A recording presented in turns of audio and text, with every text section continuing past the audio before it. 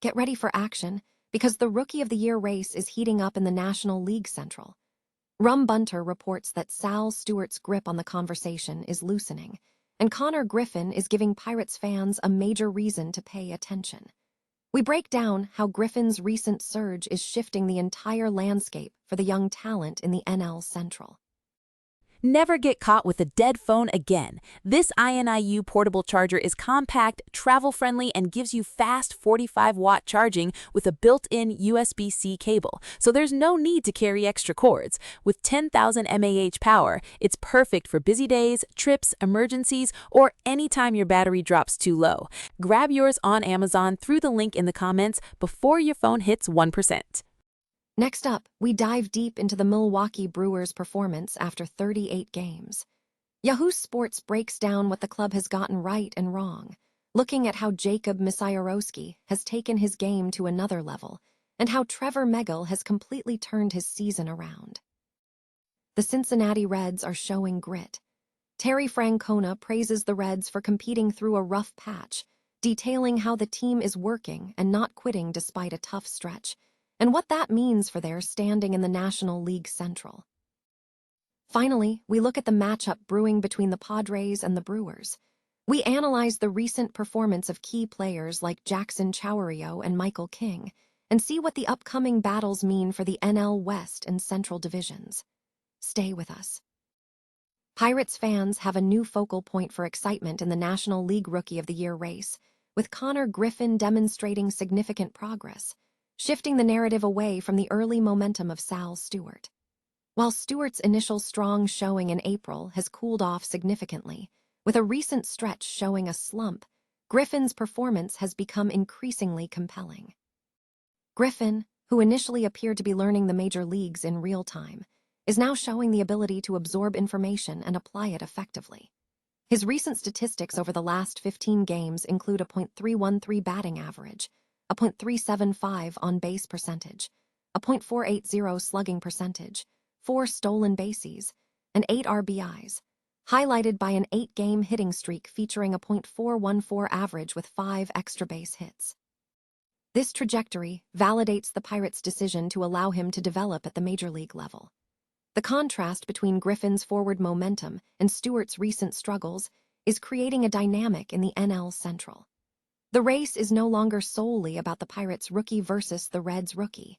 It represents a broader competition among several teams, including the Cardinals, Cubs, Mets, and Reds, as they assess their emerging young talent.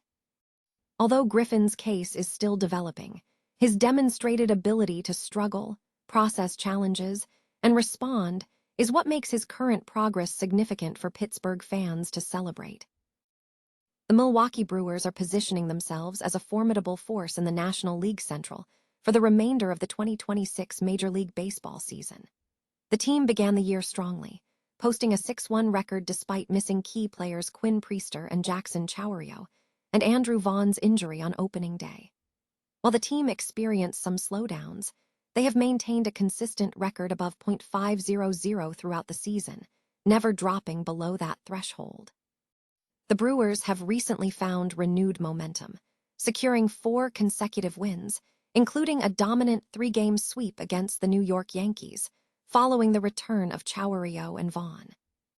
National attention has not fully focused on Milwaukee, largely because the National League Central has been the strongest division in baseball, with the Cincinnati Reds leading early on and the Chicago Cubs currently sitting atop the standings. The St. Louis Cardinals have also emerged as a significant early-season surprise. Analyzing the season so far reveals several key strengths. Jacob Misiorowski has emerged as a superstar, demonstrating exceptional performance as a flamethrower. In 8 starts, he has posted a 2.45 ERA over 44 innings pitched and recorded a league-leading 70 strikeouts. His recent performance against the New York Yankees highlighted his elite velocity, throwing the 7 fastest recorded pitches by a starter. Furthermore, concerns regarding Trevor Megill's early season struggles have been entirely alleviated. Megill has completely reversed his trajectory, maintaining a streak of 8 consecutive appearances without allowing a run in his last 9 outings, proving to be a valuable asset in the bullpen. the Cincinnati Reds have emerged from a challenging stretch, securing 2 wins to move their record to 22-19 after an 8-game losing streak that had relegated them to the bottom of the National League Central standings.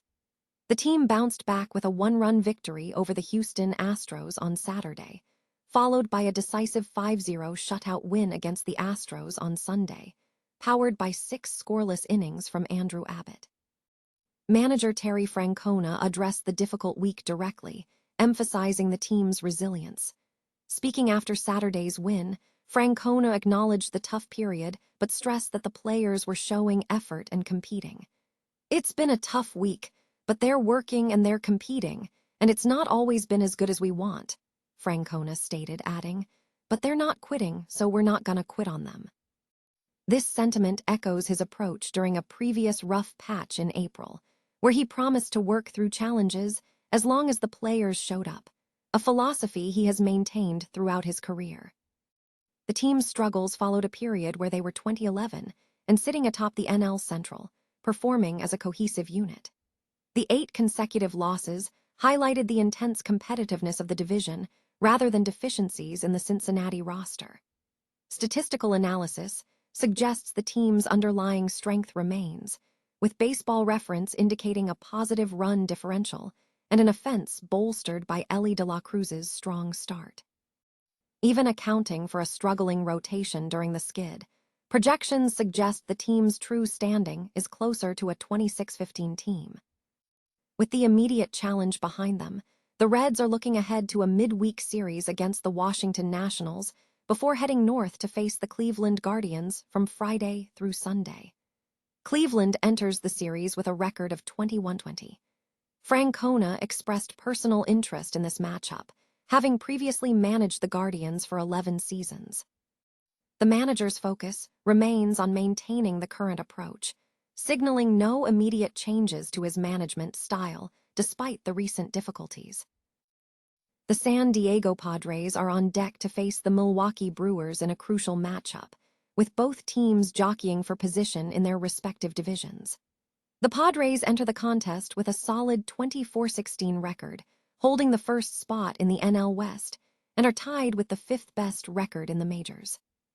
Despite being tied for 10th in run differential, the team shows promise, boasting a .569 ops over their last 7 games, supported by strong performances from players like of Jackson Merrill, .919 OPS, and of Nick Castellanos, .891 OPS. However, key offensive production has been inconsistent, with only 4 hitters in that stretch posting an ops above .565. The Milwaukee Brewers, meanwhile, sit at 22-16, securing second place in the NL Central. While the team has won 4 consecutive games, they remain 3.5 games behind the division leaders. The Brewers present a formidable statistical profile, ranking 4th in the majors with a significant +54 run differential. Their pitching staff shows depth, highlighted by LHP Aaron Ashby leading the team with 19 appearances and a low 2.08 ERA. At the plate, 2B Bryce Turang has been productive, contributing 2 of the team's monthly home runs, including a walk-off performance on Sunday. Recent pitching matchups have set the stage for intensity.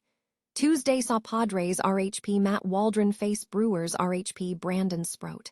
Waldron, pitching behind an opener, struck out 7 batters over 5 innings, but allowed 2 hits, including a solo home run, marking his first outing against the Brewers. Sproat, who joined the Brewers from the Mets, has struggled, posting a 5.87 ERA in 51.1 innings since his debut last year, allowing 2.1 home runs per 9 innings. Wednesday brought a significant pitching duel as Padres RHP Michael King took the mound against Brewers RHP Jacob Misiorowski. King has been effective, pitching 6 innings in his last 3 starts with a 3.5 ERA. Misiorowski, however, has shown elite strikeout ability, leading the majors with 70 strikeouts in 110 innings since his debut last year, maintaining a 3.6 ERA. Thursday featured Padres RHP Griffin Canning against Brewers LHP Kyle Harrison. Canning has shown some promise, striking out 12 batters across his first 2 starts. Harrison, the former Giants prospect, has maintained strong control, allowing 2 runs or less in all 7 starts this season, though he has recorded a 7.31 ERA in 3 career starts against the Padres. The contest promises a clash of pitching talent and offensive consistency, as the Padres look to capitalize on their momentum against a competitive Brewers squad.